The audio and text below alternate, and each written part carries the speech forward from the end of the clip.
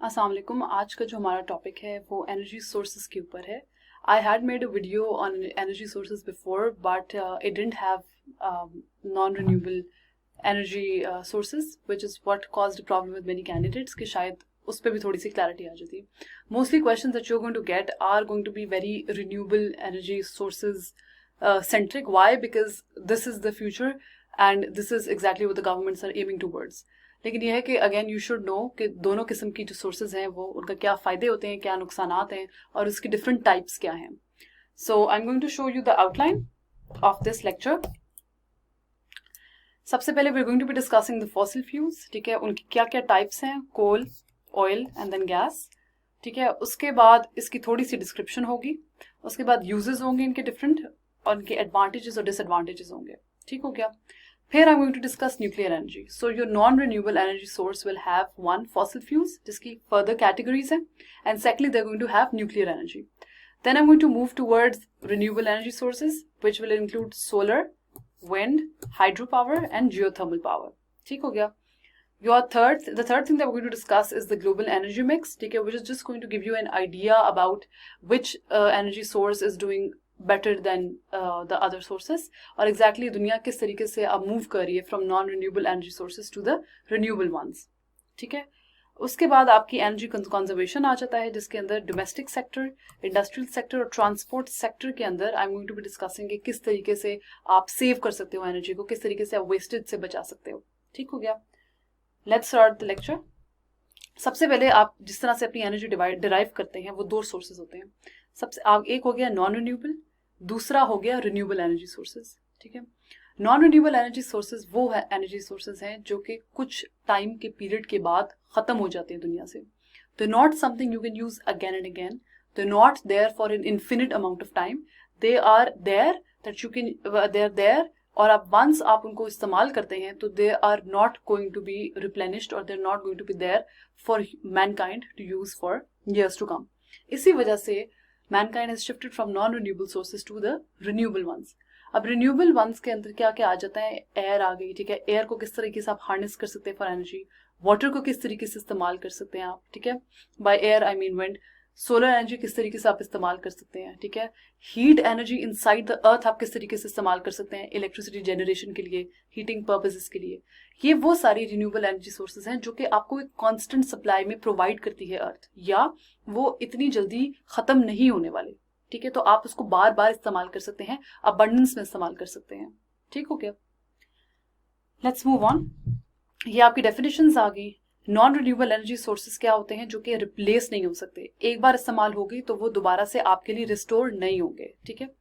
या जब रिस्टोर होते भी हैं तो उसको सदियां लग जाती हैं, मिलियंस ऑफ ईयर्स लग जाएंगे उसको रिस्टोर होने में, क्योंकि उनका प्रोसेस ही इतना complicated, by complicated I mean it's going to be so hard कि अगर कोल बन रहा है या ऑयल बन रहा है तो वो आप हीट और प्रेशर अप्लाई करते हो डिब्री के ऊपर, सैंड के ऊपर, सिल्ट के ऊपर, और वो over the period of millions of years फिर वो बनता है और आप उसको एक्सट्रैक्ट करते हो।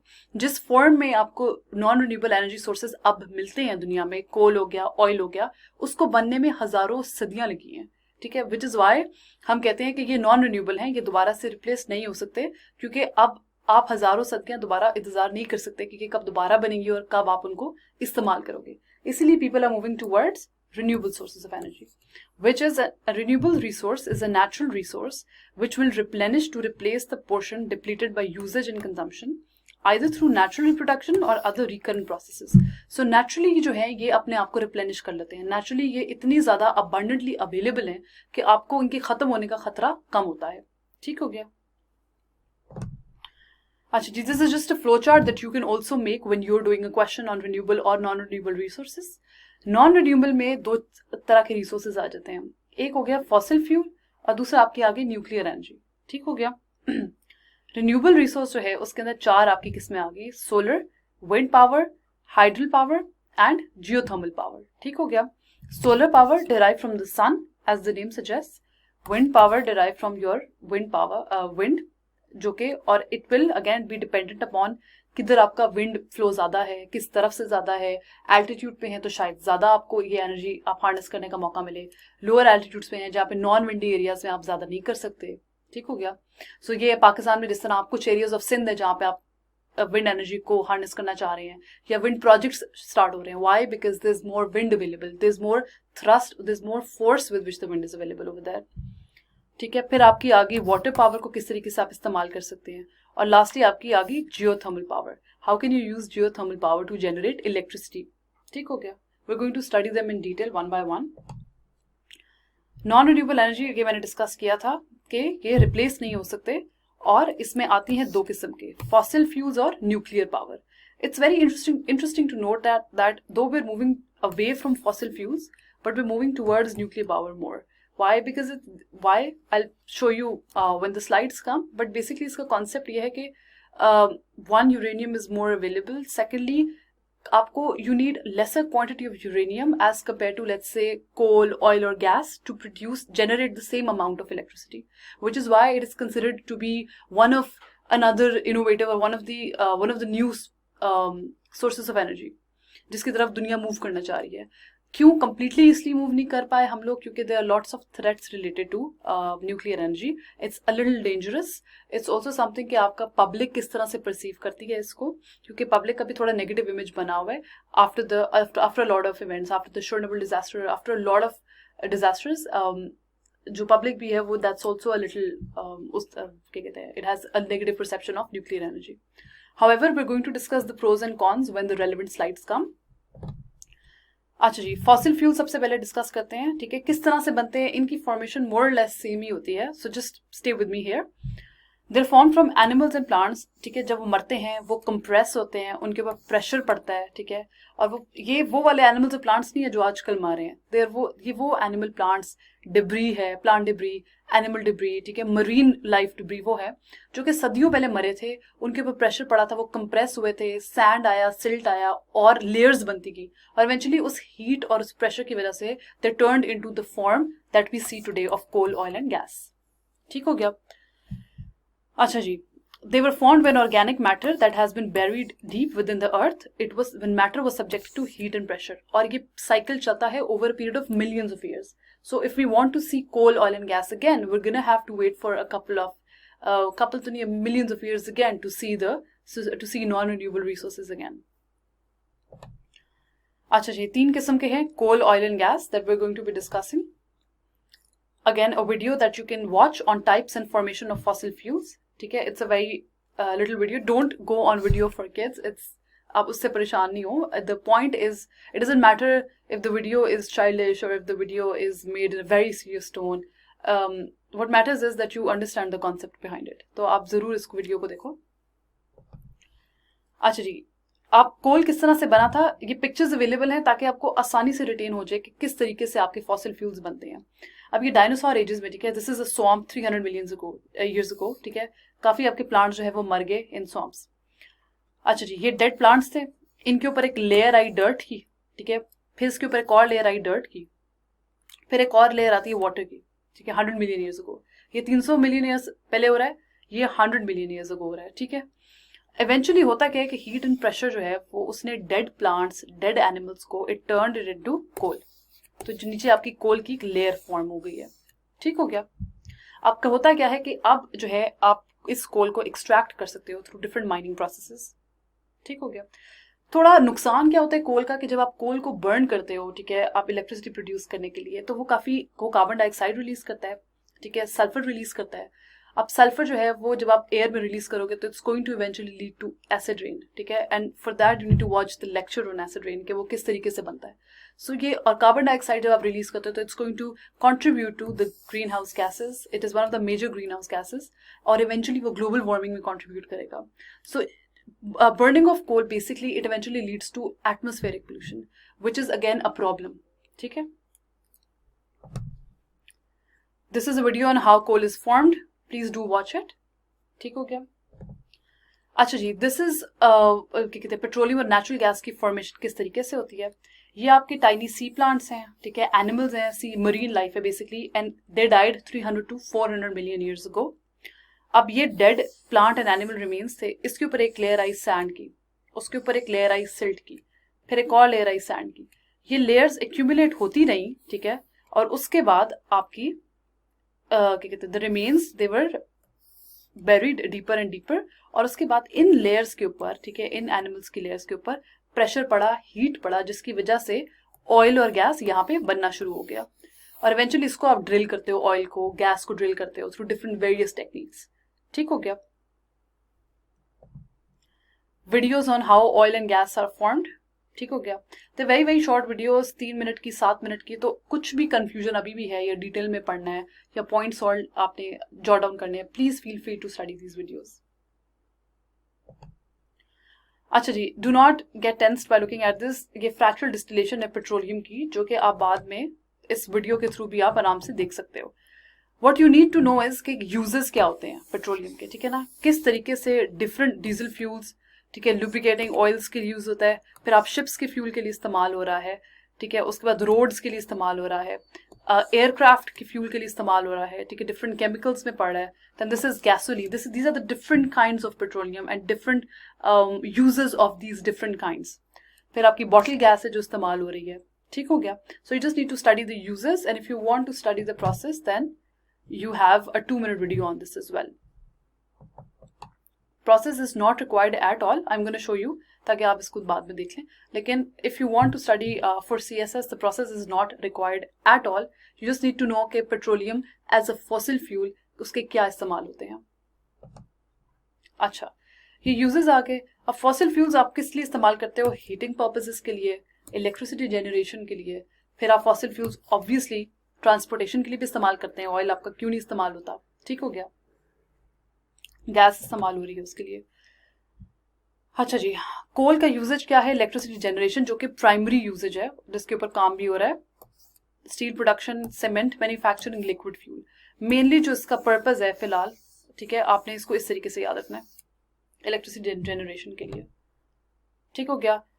ये मैं जिस तरह आपको पहले भी बता रही थी कि पेट्रोलियम के क्या यूजेज हैं, as bottled gas, as petrol, as chemicals, jet fuel, diesel fuel आ गया, lubricating oils आ गए, polishes आ गए, but then it is also used as a fuel for ships, ठीक है, and then it is also used in a form that is used for used in roads. अच्छा जी, अब ये combined advantages और disadvantages of fossil fuels के, इसको भी हम लोग एक बार पढ़ लेते हैं कि advantage क्या है कि आप you can generate a large amount of electricity, especially by using coal, which also is something that Pakistan should eventually invest in. Why? Because we have a huge abundance of coal available. Disadvantage again, जो मैंने पहले भी बताया था कि burning of coal will produce carbon dioxide, it will produce sulfur, and it will eventually contribute to global greenhouse effect and global warming and acid rain. जब आप sulfur जो है release करते हैं, ये लिखा हुआ है यहाँ पे, is also produces sulfur dioxide that contributes to acid rain. इसका फायदा ये है फॉसिल फ्यूल्स के कि इसकी ट्रांसपोर्टेशन आसान होती है टू द पावर स्टेशंस, ठीक है, और जो पावर स्टेशंस इस्तेमाल करते हैं फॉसिल फ्यूल्स को, they can basically be constructed in any location, which also makes generating electricity easier. उसके अलावा फॉसिल फ्यूल्स को आसानी से ढूंढा जा सकता है, ड्रिल किया जा सकता है, लेकिन उसका नुकसान ये होगा कि जिस तरह से कोल माइंस देखते हैं आप, उनमें जब काम हो रहा होता है तो there are lot of deaths suffocation की वजह से, या अक्सर माइनिंग एक्सीडेंट्स बहुत ज़्यादा हो जाते हैं, जिसकी वजह से हमारे workers specially in countries like ours उनकी डेथ्स हो रही होती हैं। So again it's a dangerous thing to do. फिर एक और होता है मसला कि जी coal fired power stations need huge amounts of fuel, ठीक है, इसका मतलब है कि आपने ज़्यादा से ज़्यादा लोड करना है, ज़्यादा से ज़्यादा कोल को ट्रांसपोर्ट करना है, which is again going to create a lot of air pollution. फिर आ जाए जी न्यूक्लियर एनर्जी के ऊपर। न्यूक्लियर पावर प्लांट्स से used uranium fuel to produce electricity, जो कि मैंने एक आपको रेडियो एक्टिविटी के टॉपिक में पढ़ाया है, द प्रोसेस ऑफ फिजन, जिसमें यूरेनियम एटम आपका स्प्लिट होता है इनटू 2 लाइटर क्या कहते हैं एटम्स, और उसके बाद वो क्या कहते हैं 3 न्यूट्रॉन्स भी रिलीज करता है इन द प्रोसेस। अब ये सब कुछ एक न्यूक्लियर रिएक्टर के अंदर हो रहा होता है। और why is nuclear energy being preferred mode of generating electricity or generating heat? Why? Because a single uranium pellet, ठीक है, it contains the same energy as, अच्छा by the way इसका size is larger than a pencil eraser, so you can imagine कि कितना small होगा। It contains the same energy as a ton of coal, 3 barrels of oil and 17,000 cubic feet of natural gas. So इसको use करने के बजाय अगर आप ये इस्तेमाल कर लें, इतनी सी चीज, तो आपको सेम इलेक्ट्रिसिटी जनरेशन मिलता है। इसी वजह से governments and countries are moving towards nuclear energy as well. अच्छा जी, एक और फायदा क्या है कि it provides up to 5 years of each uranium fuel pellet, 5 years of heat for power generation, ठीक है। और ये this is something that the countries are moving towards also. This is your process, ठीक है। ये लाइटर एलिमेंट्स बना देता है जब न्यूट्रॉन हिट करता है यूरेनियम को, यूरेनियम एटम है आपका, इसको हिट किया, it turned into not atom, it converted the uranium 235 atom into lighter elements and not atoms, और साथ ही साथ आपके न्यूट्रॉन्स भी रिलीज हो रहे होते हैं। अब ये एक चेन रिएक्शन होता है, क्योंकि सिमिलरली ये न्यूट्रॉन्स जाके एक और यूरेनियम 235 एटम को हिट करेंगे और मजीद 2 न्यूट्रॉन्स रिलीज होंगे, और फिर ये पूरा का पूरा चेन रिएक्शन है जो कि ये न्यूक्लियर फिजन में होता है। ठीक हो गया। अच्छा, this is a nuclear power plant. किस तरह से आपकी क्या कहते हैं, the steam is driving the turbines, ठीक है, और इवेंचुअली इलेक्ट्रिसिटी प्रोड्यूस हो रही है। This is the whole process that again you don't need to know the what happens inside a nuclear power plant. If you want to know, there is a video on it as well, अगर आपको देखना है कि किस तरीके से आपकी nuclear energy बन रही है। But for purposes of the exam it is सिर्फ इतना रिक्वायर्ड है कि न्यूक्लियर एनर्जी किस तरीके से आप हार्वेस्ट कर रहे हो, ठीक है, यूरेनियम का पूरा सा रिएक्शन आप बता दो फिजन का, and that's it. Why is it so beneficial? अच्छा जी, एक और बेनिफिट इसका ये है कि ये कोई ऐसा प्रोडक्ट नहीं बनाता जो कि ग्रीन हाउस गैसेस पे कंट्रीब्यूट करें, ठीक है, या बेसिकली पोल्यूशन कॉज करें, ठीक है। उसके बाद ये it also helps to protect the air quality. ठीक हो गया। Nuclear energy is so famous that it is supplying 12% of the world's electricity and approximately 20% of energy in the US. The sole reason why we still haven't been able to completely utilize nuclear energy is the risks involved with it. It is because if anything goes wrong over here, it is going to cause disastrous effects in terms of chemical issues, genetic mutations, इसके अलावा pollution so much. जिस भी area में इसका leakage होता है, जिस भी एरिया में nuclear disaster can cost us more than let's say a disaster of any other fossil fuel और any other non renewable source of energy, which is why nuclear energy although बहुत beneficial है, लेकिन इसके साथ risks involve हैं जो कि मैं डिस्कस भी करूंगी बाद में। एडवांटेजेस एंड डिसएडवांटेजेस आ गए। सबसे पहले it does not emit the carbon dioxide pollutants, ठीक है, सबसे तो एयर पोल्यूशन कॉज नहीं करता। डिसएडवांटेज क्या है कि उसका जो वेस्ट है it is radio active, harmful, और जब तक आप उसको सेफ डिस्पोजल नहीं करते तब तक अगर आप ऐसे ही उसको फेंक देते हो then it is going to pollute rivers, it is going to pollute your environment and eventually enter the food chain of people, और उसकी वजह से आपको they have caused birth defects in human beings as well. उसकी वजह से ये बहुत प्रॉब्लम्स आ जाते हैं। लेकिन अगर आप उसका सेफ डिस्पोजल करते हो जो कि बहुत जरूरी होता है, तो that will cost you a lot. ठीक हो गया। It does not contribute to global warming, ठीक है, ये भी इसका बेनिफिट है। इसकी मेंटेनेंस सालों बाद करनी पड़ती है या नहीं, या इतनी फ्रीक्वेंट नहीं करनी पड़ती। आपको कम फ्यूल चाहिए, जिस तरह मैंने आपको बताया था कितना यूरेनियम आपको चाहिए, और उसके मुकाबले में आपको कितना कोल और ऑयल चाहिए होता है। और low fuel quantity reduces mining and transportation effects on the environment as well, ठीक है, आपको ट्रांसपोर्ट नहीं करना पड़ा इतना, and power stations have a longer life. Negative public perception is in my opinion the biggest problem that we are facing with nuclear energy right now, ठीक है, because आपके इतने ज्यादा डिजास्टर्स हो चुके हैं, ठीक है। If you this also show on Chernobyl disaster, so you should watch it, but because of this आप न्यूक्लियर एनर्जी की तरफ कंप्लीटली नहीं जा सक रहे। सेफ्टी कंसर्न, एग्जैक्टली, एक्सपेंसिव होता है स्टार्ट करना, सो इसकी इनिशियल जो कॉस्ट है वो काफी ज्यादा हाई होती है। There is an initial cost to setting up a plant, there is an initial cost to harnessing electricity, and there is a running cost, ठीक है। तो इसकी इनिशियल कॉस्ट बहुत ज्यादा होती है, जो शुरू में आपको पैसे इन्वेस्ट करने पड़ते हैं। न्यूक्लियर वेस्ट अगर आप सेफली डिस्पोज नहीं करें तो that nuclear waste can remain toxic for years, और उसका इफेक्ट कुछ दिनों में नहीं जाता, कुछ महीनों में नहीं, बल्कि सालों में जाता है। ठीक है। अच्छा जी, these are videos telling you why nuclear energy is terrible, या सेफ नहीं है, या क्यों आपको इस्तेमाल नहीं करना चाहिए। और second video is on why you should go for nuclear energy. So if you're looking for more points and advantages and disadvantages, then do watch these videos. ठीक हो गया। अच्छा, I'm going to start renewable energy sources in my next lecture. So I hope कि non renewable resources जो हैं वो तो at least आपको clear हो गए हैं। If you have any issues, please do come to me, और please go to all of these videos जो मैंने आपको share किए हैं, या मैंने जिसका बार बार आपको बताया हर टॉपिक के बाद में, देखिए उसको, समझे कॉन्सेप्ट को, उसके बाद आप आगे जाएं। Thank you so much.